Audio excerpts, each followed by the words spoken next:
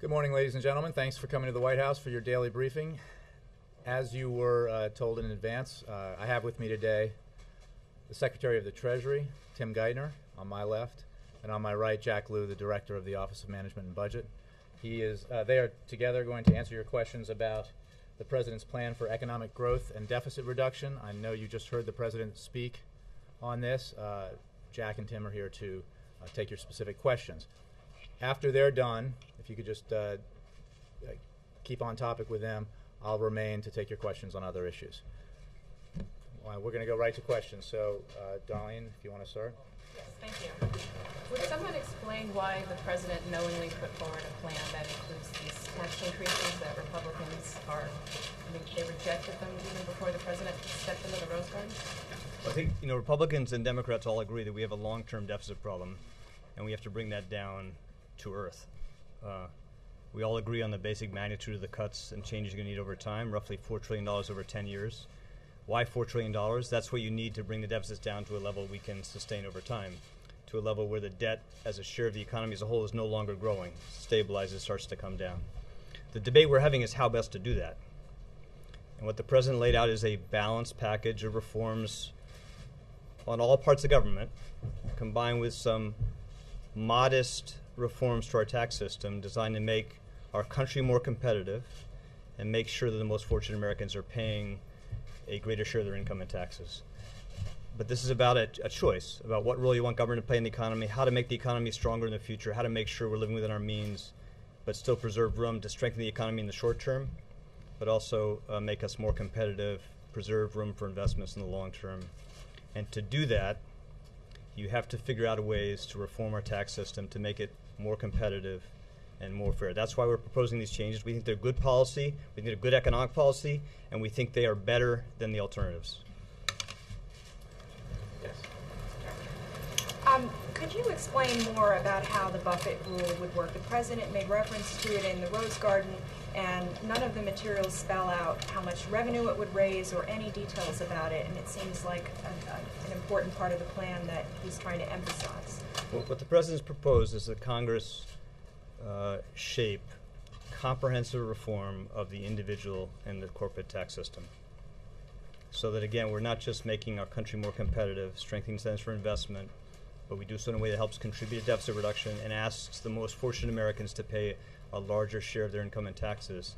The basic principle at the heart of the Buffett principle is that if you're among those fortunate few in the United States, we should make sure you pay as a share of income in taxes more than what a middle-class family pays. Now, there are lots of different ways to achieve that principle. How you do it depends on what you do to the broader tax system as a whole.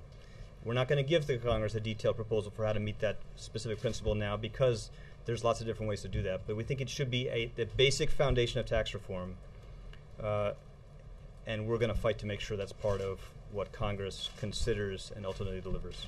Why not give a specific recommendation on that, though? You've spelled out how much revenue you want to raise overall. Why not be specific on that one? In some ways you could say we're having a debate about whether you should try to reform the overall system, corporate and individual, to meet the basic principles laid out in the President's proposal, or you should try to get more revenue out of the current system. Now, the President did lay out very, very detailed set of changes, specific changes for individuals and corporates, if we're trying to get more revenue out of the current tax system. But I think the best strategy for the country is to try to reform the overall system so that we're bringing rates down where we can. We're limiting all the wasteful subsidies and preferences in the tax code. We're helping contribute to deficit reduction, but make the economy more competitive in the long run. And again, we're going to make the system overall more fair than it is today. And we think that's the best way to go. And again, we think it's better than the alternatives. Also, can I ask you a question about the European crisis? You've said that the Europeans have the firepower to tackle this crisis. Is there the political will there? And how worried are you that this is going to spill over to the U.S. economy at a time when the economy is already very fragile? Europe's obviously under a lot of pressure, and they've faced a lot of challenges, and it is affecting us. It's affecting confidence here and around the world, not just in Europe.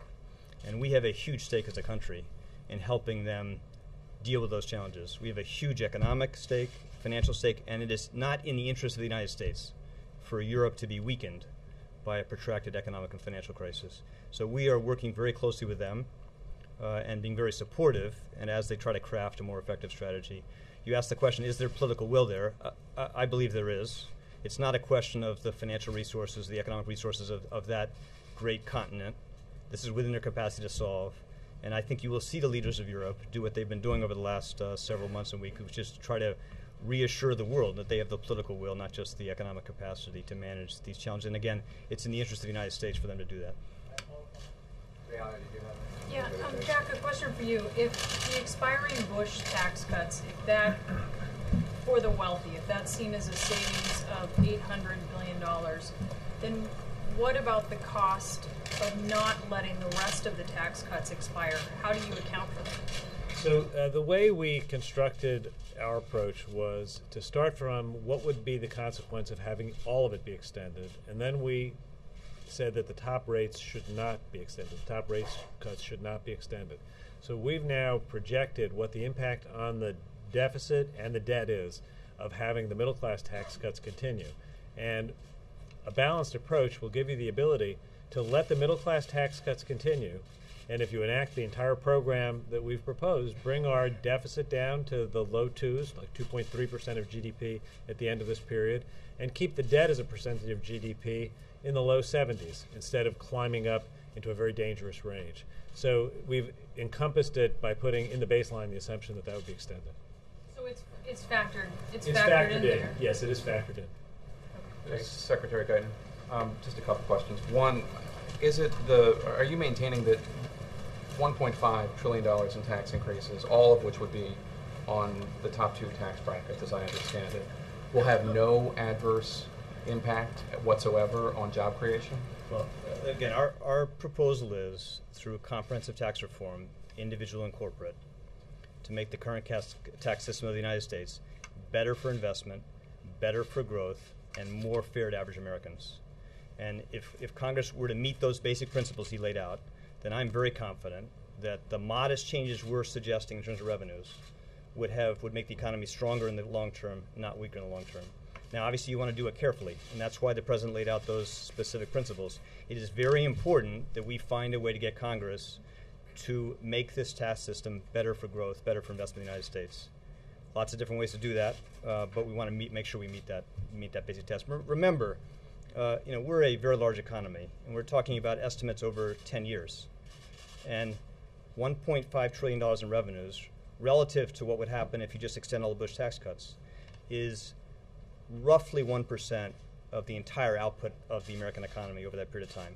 It is a modest change in revenues, and if you do it sensibly through tax reform that strengthens investment incentives, you'll make growth in the United States stronger, you'll make people more confident in the future, more likely to invest here, and that's something we should all be working towards. Okay. I just wanted to ask one other question. As I wanted to give you an opportunity, there's a big splashy book out this week called Confidence Men, which talks about you, portrays you as a cagey political operator. But I know you're going to take issue with your portrayal, and I'll give you a cagey political operative. Those might be my words. Yeah. But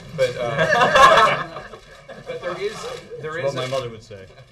There is a memo written in February 2010 by White House Senior Advisor Pete Rouse, who talks about, it's a year one review, it looks at the economic plans, and it talks about a number of efforts by, in his view, the economic team here in the White House to kind of slow roll for the president's orders. But it does say, once a decision is made, implementation by the Department of the Treasury has at times been slow and uneven.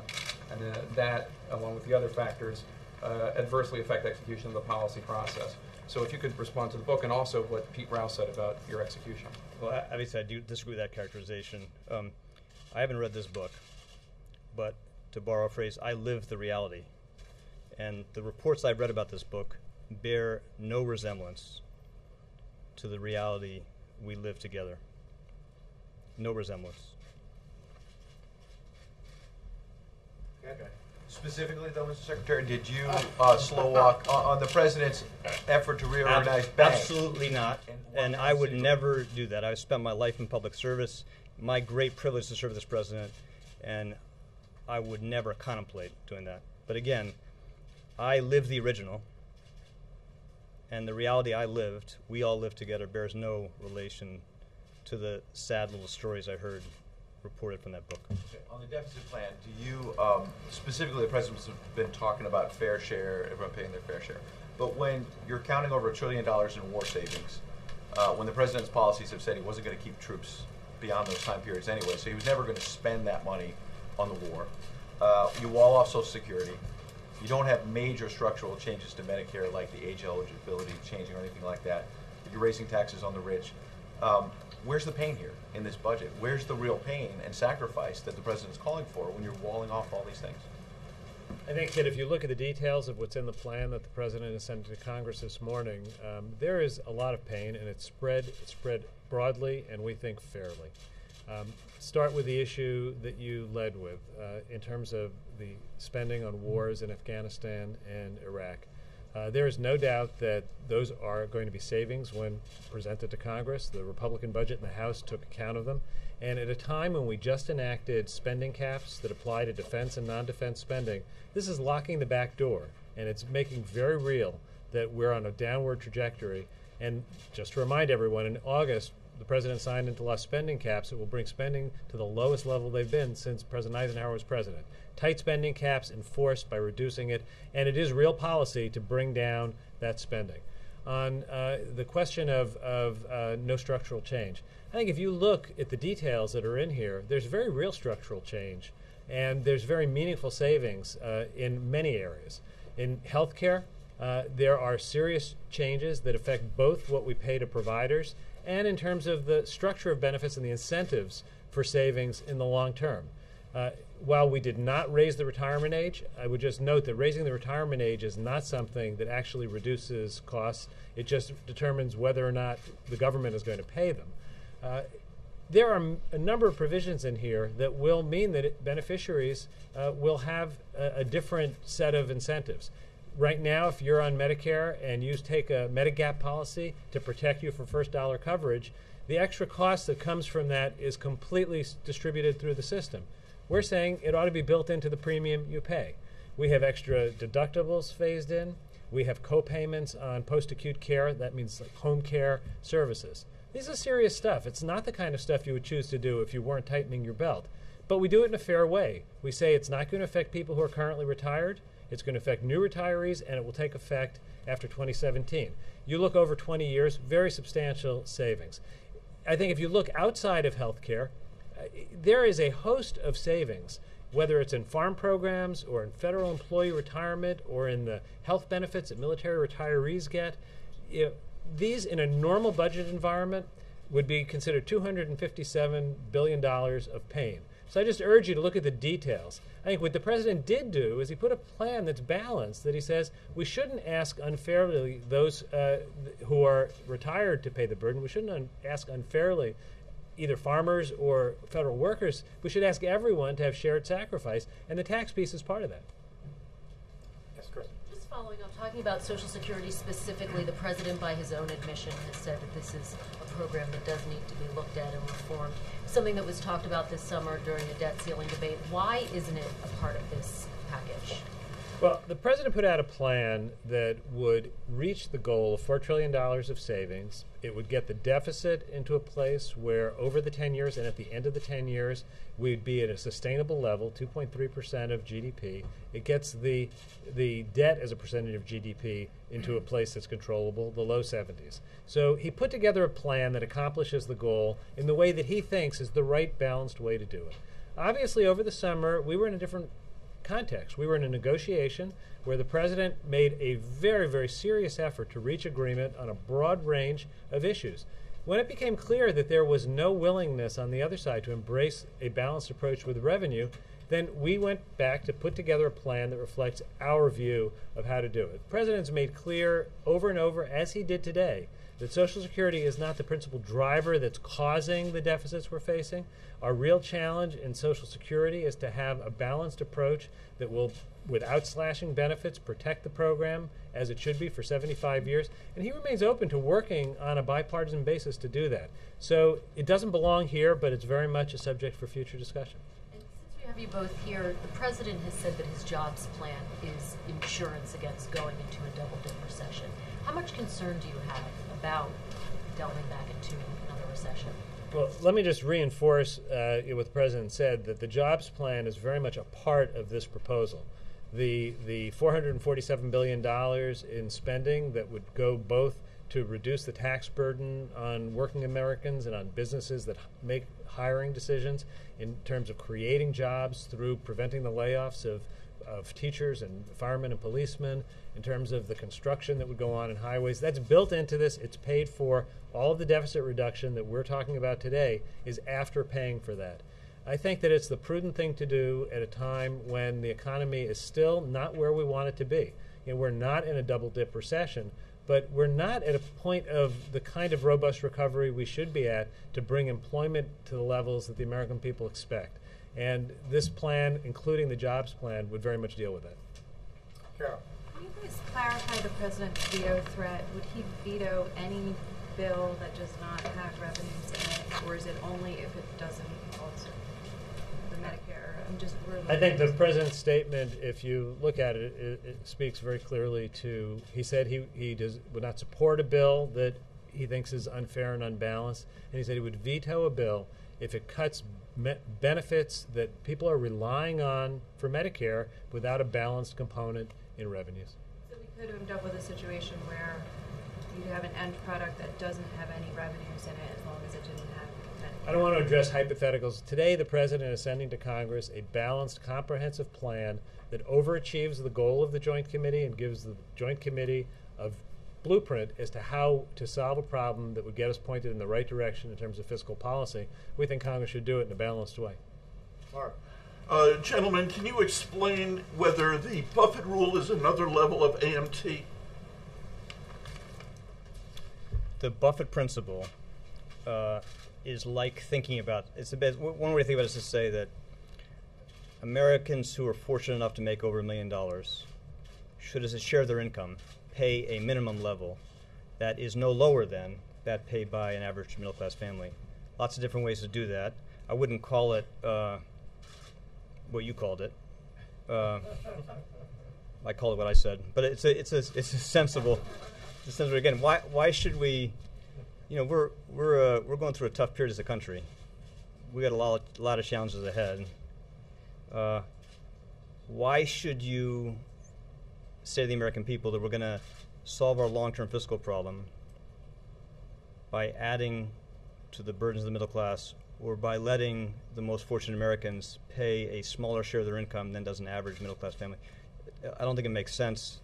And what we're proposing is that we think something basically fair. We think it's good economic policy, and again, it's better than the alternative. If you think about it again, if you try to return this country living within our means, if you try to restore financial soundness to the basic fiscal trajectory of the United States, and you do so without modest changes in revenues, then you're just adding to the burden of people that have already borne so much of the burden of this crisis and a long period of very little growth in median incomes. So again, we think it's a basic fair principle and better than the alternatives we've seen. Are you able to say what the Buffett rule tax rate would be? No, because it depends on what happens to the shape of tax reform. Again, we're proposing this as a basic principle that should be the foundation of tax reform. There's lots of different ways to achieve it, but it depends on the overall result or the options, the alternative you look at in tax reform. Remember, the president's principles are that you want to lower marginal tax rates, clean up and eliminate all the wasteful subsidies, spending, tax expenditures in the tax code, help make incentives for investment in the United States stronger so that we're more competitive over time, bring down those long-term deficits, and as part of that, make sure the system is more fair. So how you achieve that principle, the Buffett principle, depends on the shape of the basic reforms. Secretary, could you clarify what the president said on the fees on banks relating to TARP? Maybe I missed it in all the briefings last night. That's a proposal that we had in the president's budget back in February, and that proposal is designed to make sure that if there are any losses from the emergency actions we took to put out the financial fires of 08 and 09, that we recover those losses in the form of a fee on the institutions that benefited most directly from those programs. But that's been a long-standing proposal in our budget. 10 basis points for banks to have assets over $50 billion. That's the structure we proposed to do it, and again, that was in the president's budget in February. But this wouldn't add to revenues. This would just make you whole from TARP. Well, not quite the way to think about it. If Congress did not legislate a fee like this, then if we ultimately realize losses on the emergency programs, then those would add to the deficit. So by proposing this fee, we try to make sure that doesn't happen. And again, that's a very important principle that underscored financial reform from the beginning, which is that the largest institutions that benefited most directly from the financial emergencies bear the costs of the resolution. Do you have an estimate of how many millionaires currently pay an effective tax rate that's lower than, say, 28 or some middle-class tax rate? I think you're going to find the world rich in examples and illustrations about what average effective tax rates are as you go up the income chain. But it depends what your profession is in many ways. You know, there's lots of people who make more than $1 million a year who their income is in the form of wages and salaries, and they pay much higher marginal tax rates. But there's a lot of people whose income comes predominantly in the form of dividends on investments, and those Americans pay much lower tax rates. So it really depends on what is your profession, where's the source of your income, what's the specific circumstances you face, and the averages won't really capture that. We got a couple more on this. Alexis, and then Andre. Can I just ask, there are some special interests in Washington that are trying to calculate whether they would be better off if there's gridlock and then sequestration later. Can either of you comment on what would be the risk as the president sees it, or the downside of trying to game it looking ahead at that prospect? I don't know any serious policymakers on either side of the aisle who think sequestration is a good place to go. It was designed to be something that would have bad consequences wherever you look, because it is not a serious set of policies. It's an across-the-board cut. It would lead to cuts in domestic programs. It would lead to cuts in defense. It would lead to cuts in Medicare that are not based on specific policy decisions, but just taking a slice off of everything. Undoubtedly, there are interests in Washington who can figure out what that percentage is and say, rather than lose something that isn't adding to the general economic well-being, I will oppose, the specific things that hurt me and have this kind of broadly shared pain. I haven't heard Republicans or Democrats in positions of authority advocate that. I think that if you look at where we're headed, right now we have a joint committee that's working towards a target of $1.5 trillion of deficit reduction. I think that that is something that they see as being their job, because the $1.2 trillion of sequestration would be bad. What the president's saying today is that's a minimum, but that's not the right endpoint. That would not get us to the place where the deficit as a percentage of the economy and debt as a percentage of the economy wouldn't, in the way we should, address the problem. What he's putting forward today is a balanced plan. There will be a lot of interests that say, this is goring my ox, but that's what it's going to take to make policy. It's going to mean picking and choosing and making choices. So we've tried to do it in a way that we think is balanced and fair, that reflects a serious set of policy judgments, and is not a kind of mechanical spread pain everywhere, even where it shouldn't belong, which is what sequestration by its basic design does. Can I follow up one question? Sure. Mr. Secretary, what do you think Standard & Poor's reaction will be to this number in terms of their concern of $4 trillion and the downgrade? I don't know, but I would say that if you step back and you look at the basic economics or the financial requirements, what we're trying to do, what this proposal does is meet the critical test of restoring financial soundness to the United States of America, because what it will do is, and it's a very detailed list of proposals, would bring our deficits down, as Jack said, to a level below 3% of GDP, which is a level that's sustainable over the long run, because it allows the debt burden to stabilize and start to fall as a share of the economy. Now, it will not solve all the problems facing the country. There are still other things we're going to have to deal with as a country, but all those things are going to be harder unless we put in place a set of long-term fiscal reforms that allow Americans, investors around the world, to know that this political system is able to return to living within our means. So it'll meet that critical test for financial prudence, for financial soundness. Andre. Thank you, Jay. A technical question and an international political question. The technical question: have you gentlemen estimated how much of a primary surplus you need to handle the problems in the medium term? Yeah, we have. I mean, but you're raising the economic term. Primary surplus is the term that refers to revenues and expenditures being in balance without interest. So you're taking in as much as you're paying out, except for interest. That's what primary balance refers to. And for an economy like the United States, you need to have the deficit below 3% of GDP to achieve that basic test. Why is that test important? That's the level that stops the debt from growing as a share of the economy. If you bring it below that level, then the debt starts to fall as a share of the economy. Why is that important? It's because if we aren't not able to do that as a country, then growth will be weaker in the future.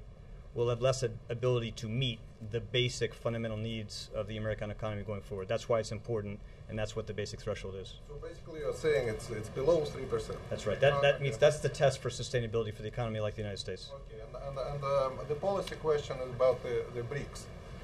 In the overall context of the global situation, especially in Europe, what do you see as the appropriate role of countries such as the BRICS, and not necessarily just China, but the other BRICS also?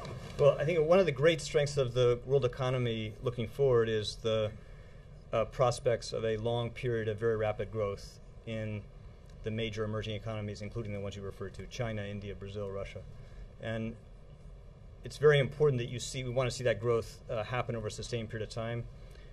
We will benefit as a country from the realization of those very optimistic long-term growth prospects. We'll export more. You'll see more jobs created in the United States. And we expect to be major beneficiaries as a country of that long boom we're seeing. We want to see them contribute to global growth and to do so in a way that's more balanced and fair. And they're going to face different policy requirements than we in the United States because they're in very different situations. But again, they're a great source of strength for the global economy. And the faster they grow in the future, the more we'll benefit as a country, and the more balanced the global economy will be. Are there any specific policies? Sorry, just a brief follow-up. Are there any specific policies you would encourage them to take to help the Europeans, for instance? Well, I think we all have an interest in a strong, credible resolution of the financial pressures now in Europe. It's not just the United States and not just the Europeans, of course. The global economy as a whole depends on there being a sensible resolution of those financial pressures. And you've seen all the nations of the world through the IMF make really very substantial contributions to the challenges ongoing in Europe. And that just underscores the stakes we all have in more growth and financial stability in Europe. We're going to do John Christopher and then Paul, and then we're going to let these guys Secretary, if I may just kind of add to that, in fact, that the light that we live in now is a borderless global economy, and recovery is weak worldwide. Is the U.S. coordinating its economic policies and regulations with those of its key allies to make sure that U.S. businesses are not at a disadvantage in the global marketplace, especially when it comes to jobs?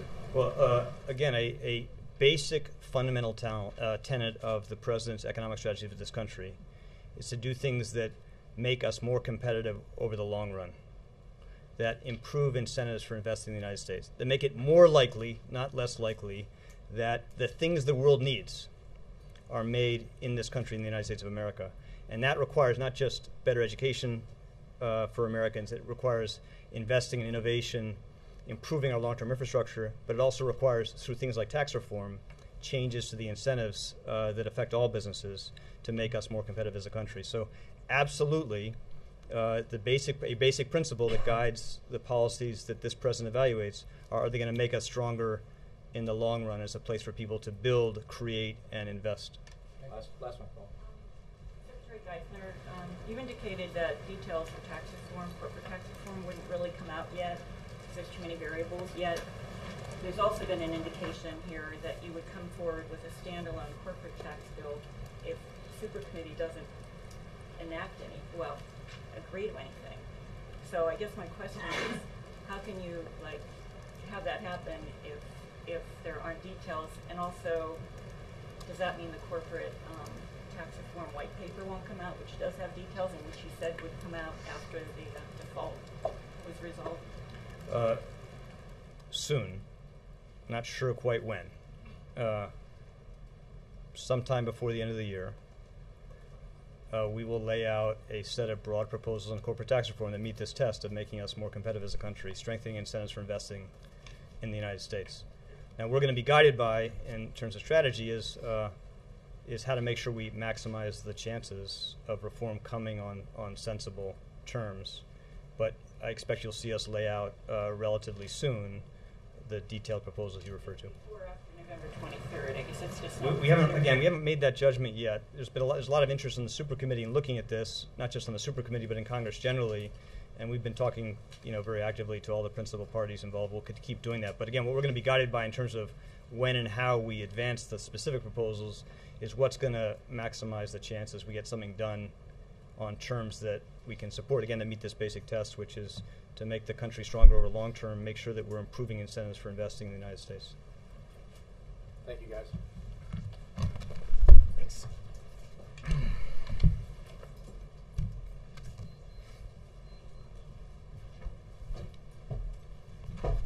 Okay, let's move on here. April, you have your hand up. Jay, I want to ask you a couple of questions about the death penalty issue, especially as we're seeing September 31st as the date for Troy Davis to possibly be executed. Where does this administration stand on issues of death penalty, particularly when there is a question about the person's guilt or innocence? Well, as you know, the president has written that he believes the death penalty does little to deter crime, but that some crimes merit the ultimate punishment. Some of you may also recall that that when the president was in the Illinois State Senate, this was an issue where he worked across the aisle to find common ground. With regard to the specific case, I haven't talked to the president about that, and I would refer questions about it to the Department of Justice. Follow up on that, please. Congress has several bills that I understand that the Justice Department is in support of, review of the criminal punishment system, as well as death penalty. Why is there a review when some things, particularly in the death penalty case, on racial aspects, there are no? We know that certain groups of people are on death row in a lot of those cases. Those people are found to be innocent. So is there any thought of a moratorium on death penalty cases right now with all the questions that are circulating? I'm not aware of a review of that nature. There may be one, but yeah, I would direct you to the Department of Justice if, in fact, they're doing that kind of review. But I'm not aware of that kind of discussion going on. To talk about it at least, because obviously, Justice is an independent. Is an agency that decides, when it deals with the press, how it will answer those questions. I'm sorry, Jay, just to piggyback on what April said, because she and I are obviously on the same plane today. The president was supposed to speak at the Martin Luther King Memorial dedication, and two of the people that I got a chance to interview at that dedication said that if Dr. King were alive today, two of the things or issue that would be most on his mind would be the mass incarceration of African Americans. Just wanted to maybe follow up with, just wanted to get the president's stance on that.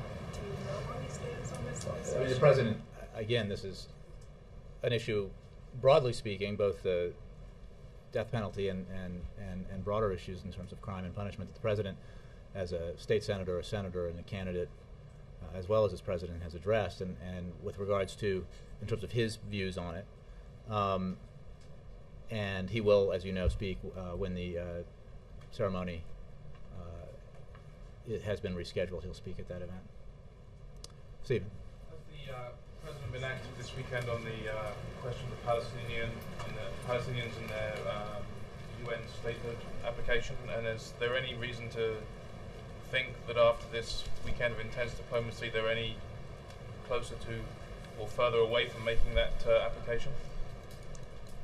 Well, we obviously saw what Mr. Abbas said. We remain where we were on the inadvisability of unilateral actions that will bring the Palestinians no closer to the statehood they seek. And we generally, as a rule, this administration, this president, support the things that move the parties, actions that move the parties closer together, and do not support the things that move them further apart. That is our guiding principle, if you will. And we believe that the only way the Israelis and Palestinians will achieve a two-state solution that's fair and equitable to both sides, that allows for a Palestinian state, that allows for a secure Jewish state of Israel, is through direct negotiations. And that is the focus of all the diplomatic efforts that we are engaged in. Has the meeting with Prime Minister Netanyahu been locked in yet? It has not been scheduled, but we believe the two leaders will meet. And when we have a scheduling update for you, we'll give it to you. Can I follow up on that? You spoke first. Yes, Victoria. What does the president intend to say about Palestinian statehood in his UN address? Well, I think you ought to listen to the address. I'm not going to preview the speech from here. You know what our to address the issue. Well, again, I don't want to foreshadow or preview the speech that he will give. He will talk about a number of issues that are very much on the minds of the international community and the leaders who are gathered in New York this week. But I won't preview it further than that, except to say that our position on Middle East peace, his position on the right way forward, is well known. Charles. On Palestine, has the administration specifically asked Britain or any other members of the Security Council to veto the statehood initiative if it goes ahead? Well, you know our position on this. Has been clearly stated. What kind of conversations we've had with our allies and others, I'll leave to your imagination. I mean, I'm not going to confirm or Officials have spoken of lobbying aggressively. Well, I think that there have been intense diplomatic negotiations about the right way forward. We firmly believe that the right way forward, the way to achieve the very goal that the Palestinians seek, is through direct negotiations. In fact, it is the only way to achieve it. And that actions that don't move the two parties closer to direct negotiations are counterproductive. We support those actions that move the two parties closer towards those negotiations which are the only path to the two-state solution that both sides desire. All the way in the back, yes. JL, why did Secretary Geithner refer to the new revenue component as modest, I think was the term he used, when the president is still talking about the $1.8 trillion Bush tax cuts as a primary driver of the situation? He was talking about it with regard to the size of the economy. The president spoke and has spoken clearly about the decisions that were taken in the previous administration that took surpluses and turned them into deficits, massive deficits. And they include the two tax cuts. They include an unfunded Medicare prescription drug program. They include 2 wars put on credit cards. Now, we have spent a lot of time in this administration cleaning up the tent, the elephant tent, if you will. And it hasn't always been an easy task because it has required some very tough decisions that weren't always popular but had to be done to prevent a Great Depression from happening again in the United States. It required actions to make sure that the financial industry in this country did not collapse, actions to make sure that the automobile industry in this country did not collapse, actions to make sure that the kind of unbelievable contraction in our economy that was taking place in the quarter before this president took office was halted and turned towards growth again. The kinds of policies that resulted in hemorrhaging of jobs at a rate that none of us in this room have probably experienced had to be halted and reversed. So I think we've been clear about that. I think the American people understand that. And what the president's focused on now is the urgent need to take sensible actions, the kinds of actions that have enjoyed bipartisan support in the past, to grow the economy and get hiring accelerated. He is also focused, as part of his broader economic vision, on the need to tackle our medium and long-term deficit and debt problems, which Secretary Geithner and Director Liu just discussed. He believes that the responsible approach is to do both. Not to simply wash your hands and say, geez, there's nothing we can do to help the economy now, to help the fact that growth is stalled, help the fact that unemployment remains at 9.1%, and only focus on the medium and long-term issues. He believes you have to do both, and that's what leadership requires. Jake, and then yes. I just wanted to give you the opportunity to respond to the book, this Ron Suskind book, which the entire, well, it seems like almost the entire White House participated in. You guys gave the author a 50-minute interview with the president. It seems like you did first-person interviews with most, if not all, of the senior players involved. He paints a picture of a president who is rolled by his advisors and at times does not make tough decisions when asked, and I wanted to make sure you had an opportunity to respond. Thanks for that. Look, I too have not read the book, although I've read a lot about it. What we know is that very simple things, facts that could be ascertained, dates, titles, statistics, quotes, are wrong in this book. So I think that, in fact, one passage seems to be lifted almost entirely from Wikipedia in the book. I think based on that, I would caution anyone to assume that if you can't get those things right, that you suddenly get the broader analysis right. That analysis is wrong. Tim Geithner, who lived it, just told you that it bears no resemblance to the reality he lived. And what I just talked about goes right to that. The extraordinarily difficult times that this country was going through when this president took office, and the extraordinarily complex and difficult decisions that this administration, this president, took. They weren't easy, but they were necessary. And it took decisive leadership, it took clarity of vision about where we needed to move the country, and it took a willingness to suffer political risk in order to do the right thing for the country. And that was absolutely at the heart of all the decisions the president made, and the president made them. What part was lifted from Wikipedia? We can get that for you. There's almost a word-for-word Wikipedia. Yes, Kristen, and then I did promise you on Social Security. Yeah.